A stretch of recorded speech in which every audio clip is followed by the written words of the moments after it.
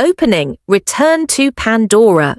Pandora returns to the screen not as a place of discovery, but as a world still fighting to survive. The forests breathe, the oceans sing, and Eywa's presence is stronger than ever. Yet the scars of war remain. Humanity has not left Pandora. It has adapted, evolved, and returned with new intentions.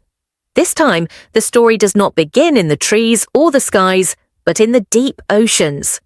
Minute 1-2, the Tulkun, sacred giants. The Tulkun are introduced as more than creatures. They are ancient, intelligent beings, philosophers of the sea, carrying memories older than Na'vi civilization itself. They are peaceful, spiritual, and deeply connected to Eywa. To harm a Tulkun is the greatest taboo among the Metkayina clan, yet humans see them differently, not as elders, but as resources. Minute 2-3, Aftermath of War, following the events of Avatar, The Way of Water, and Avatar. 3. Pandora is unstable. Some Na'vi clans are divided. Some humans claim coexistence is possible. Others prepare for domination.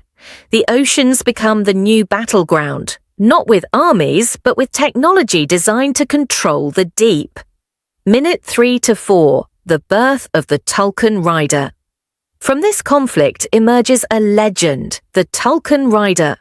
For the first time in Na'vi history, a single individual forms a true neural bond with a Tulkun, not as hunter or guardian, but as an equal. This bond is not about control. It is about shared memory, shared pain, and shared purpose. The rider becomes a living symbol of resistance and hope. Minute 4-5, a new kind of hero. Unlike Jake Sully's journey as a warrior or leader, the Tulkun Rider's path is spiritual. They do not fight to conquer, they fight to protect balance.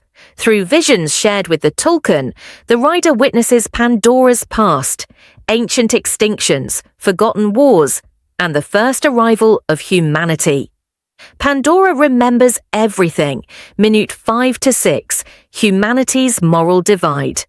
Not all humans are villains. Some scientists and explorers begin to realize the Tulkun are not animals, but a civilization without cities. The question becomes clear. If the Tulkun are people, what does that make humanity's actions?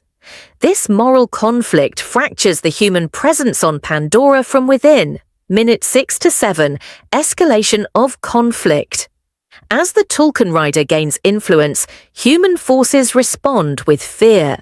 Advanced ocean machines, neural disruptors, and experimental avatars threaten the deep-sea balance.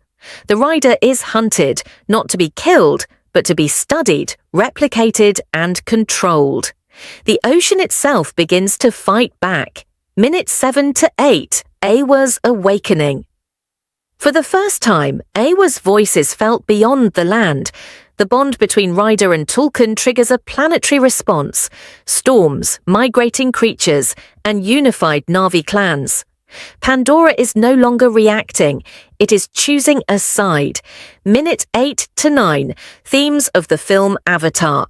4. The Tulkun Rider explores coexistence versus domination, intelligence beyond human understanding, spiritual connection over technological power.